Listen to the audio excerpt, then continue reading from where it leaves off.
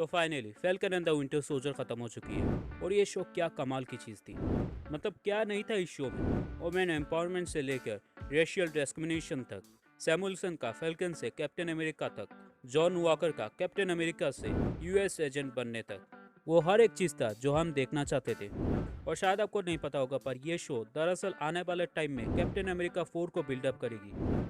और इसीलिए आज के वीडियो में हम इस शो के बारे में बात करेंगे। तो बिना किसी देरी के शुरू करते हैं आज का वीडियो।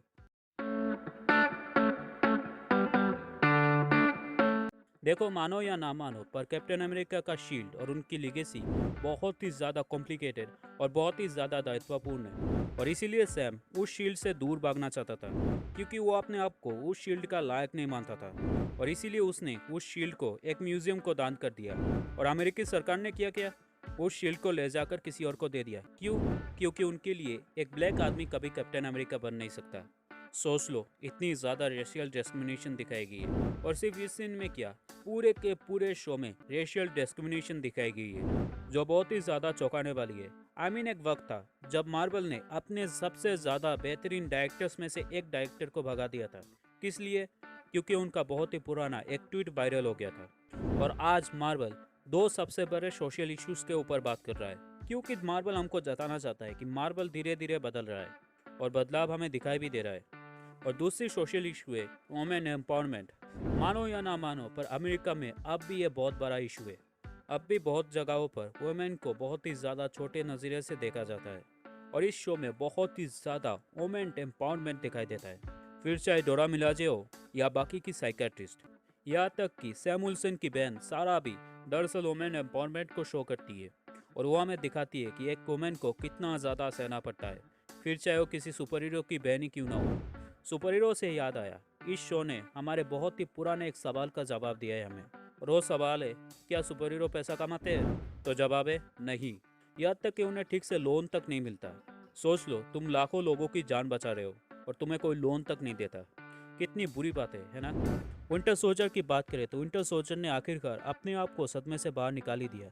उसने हर एक इंसान से माफ़ी मांगी जिसका उसने बुरा किया है। और यहाँ पर मेरा एक बहुत ही बड़ा शिकायत है, और वो शिकायत है कि पूरे शो का नाम दरअसल falcon in the winter soldier तो है, पर इस शो में विंटर सोल्जर दरअसल एक साइड किक की तरह काम कर रहा है, जो मुझे बहुत ही ज़्यादा अजीब लगा है। मतलब विंटर सोल्जर बहुत ही ज़्यादा कॉम्प्लिकेटेड और बहुत ही ज़्यादा पावरफुल स्टोरी आर्क वाला कैरेक्टर है, पर तुम लोगों ने इसका क्या किया? उसे एक साइड किक बना दिया। क्यों? किस लिए? ऐसे ही सेक्सी लग रहा था। विलेंस की बात करें तो इस शो में 3 विलेंस थे। पावर ब्रोकर कार्ली मॉर्गन 2 यानी फ्लैश मैक्सर, और अपना जॉन वॉकर यानी यूएस एजेंट। अगर हम फ्लैग मैशर की बात करें तो वो लोग कोई बुरे लोग नहीं थे, बस दिन दुनिया के मारे थे। मतलब आप ही सोचो ना, आपको अचानक अपने देश को छोड़ के भागना पड़े और दूसरे गवर्नमेंट आपको जगह दे, आपको खाना पीना दे, और अचानक एक दिन आपको वहाँ से भी भगा दिया जाए, तो आपको कैसा लगेगा? कार्ल मॉर्गन तो और उसके लोगों ने वही किया जो उन्हें अच्छा लगा था। उनका इंटेंशन बुरा नहीं था, पर करने का तरीका बहुत ही ज़्यादा बुरा था। और रही बात पावर ब्रोकर की, तो हाँ, शेरन कार्टर ही पावर ब्रोकर है। और मैं उसका दर्द समझ सकता हूँ। मतलब उसने इस दुनिया का भला किया और उसके देश ने उसका क्या किया? उसे देशद्रोही भगोड़ा करार कर दिया। पर इसका मतलब ये नहीं कि वो पावर ब्रोकर बन जाए, और वैसे भी अब वो बहुत ही ज़्यादा पावरफुल बन चुकी है। और जहाँ तक मुझे लगता है कि कैप्टन अमेरिका 4 में हम नए Captain America versus Sharon Carter को देखेंगे। रही बात हमारे प्यारे जॉन वॉकर की, तो मैं उसे बुरा नहीं मानता। मतलब सोचो, उसने अपनी ज़िंदगी में कईयों की जान बचाई। उसने अपनी पूरी कोशिश की अपने आप को कैप्टन अमेरिका बनाने के लिए, और बदला में उसे क्या मिला? उसके जिगरी दोस्त की मौत और कोर्ट मार्शल। हालांकि हम लोगों ने लास्ट के एपिसोड में जॉन वॉकर वर्सेस नए कैप्टन अमेरिका के बीच की लड़ाई को एक्सपेक्ट किया था, पर मार्वल वालों ने हमें वो दिखाया नहीं, जो मुझे बहुत ही ज़्यादा बुरा लगा है। मतलब उन्हें दिखाना चाहिए था यार। हम लोग किसके लिए तो देखने गए थे कि कैसे इन दोनों में फिर से लड़ाई होगी, और इस बार अपना नया कैप्टन अमेरिका कितनी अच्छी तरह से यूएस एजेंट को पीटेगा। लेकिन नहीं, मार्वल वालों का तो कुछ और ही इरादा था। पर ओवरऑल इस शो के विलन्स को बहुत ही ज़्यादा पावरफुल स्टोरी आर्क दिया गया है। मतलब तुम लोग मुझे एक ऐसे शो का नाम बता सकते हो जिसमें विलन को बहुत ही अच्छी तरह से दिखाया गया है, वो भी 3 विलन को? वेल, मुझे तो नहीं लगता कि तुम मुझे बता सकोगे। और अगर नेगेटिव की बात करें तो मुझे लगता है कि कार्ली मॉर्गन थो के डेथ को और भी ज़्यादा अच्छी तरह से दिखाया जा सकता था। प्लस हमारे यूएस एजेंट के स्टोरी आर्क को और भी अच्छी तरह से दिखाया जा सकता था।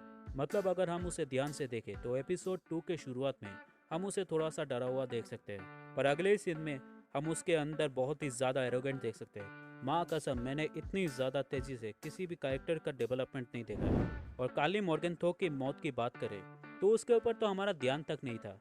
हमारा ध्यान तो था बस इस बात में कि बहना बोल दे, कौन है पावर ब्रोकर, बोल दे, तेरे सामने ही तो खड़ी है, बोल दे। वो तो हमारा नया कैप्टन अमेरिका था, जिसके मोनोलॉग ने उसके डेथ को बहुत ही ज़्यादा बिल्डअप दिया है, और देना भी चाहिए, क्योंकि वो इतनी बुरी भी नहीं थी, बस रास्ता भटक गई थी और हालातों की मारी थी। प्लस मुझे लास्ट एपिसोड का बीजीएम कुछ ज़्यादा अच्छा नहीं लगा। कई जगहों पर वो बीजीएम बहुत ही ज़्यादा फीका पड़ रहा था, या फिर कुछ जगहों पर अगर ठीक भी पड़ रहा था तो उतना भी असरदार नहीं था। तो कई सीन्स को बहुत ही ज़्यादा बिल्डअप दी थी। और अगर नज़रिए की बात करें तो हमारे नए कैप्टन अमेरिका का नज़रिया बहुत ही ज़्यादा अच्छा है।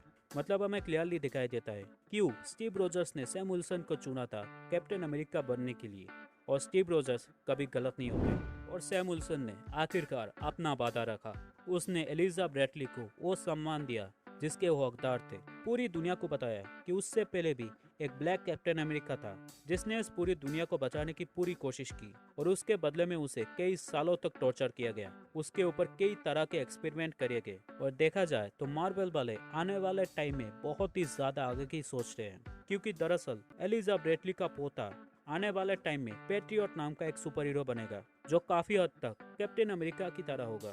तो ओवरऑल एक बहुत ही अच्छी स्टोरी, एक बहुत ही पावरफुल स्टार कास्ट, एक बहुत ही बेहतरीन character arc, screen play, direction, action इस शो को बहुत ही ज्यादा कमाल बनाती है। और अगर आपने इस शो को अब तक नहीं देखा है तो आपको इस शो को जरूर देखना चाहिए, पूरी तरह से पैसा वसूल है। तो आज का ये शॉर्ट रिव्यू इतने तक ही रखते हैं। मैं मिलता हूँ आप लोगों से एक और वीडियो में, तब तक आप मेरे पुराने वीडियोस देख सकते हैं। Thank you so much, bye bye. That's the Black Falcon there, I tell you. Nah, that's Captain America.